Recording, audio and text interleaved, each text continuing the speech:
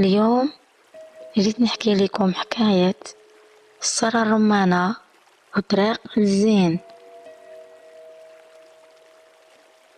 كان وكان الله في كل مكان، وكان حبق سوسان في حجر النبي العدنان.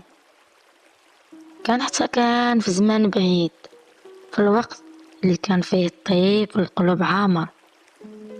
كان واحد الراجل بسيط عايش مع مراته في الدوار. رزقهم الله بولد سموه مراد. مراد كبر وسط الحنان، حتى ولا شاب قوي وخلاق. مشات ايام وجات ايام ودازو سنين.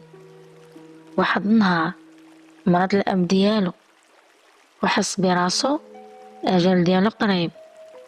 نادى مراتو وولدو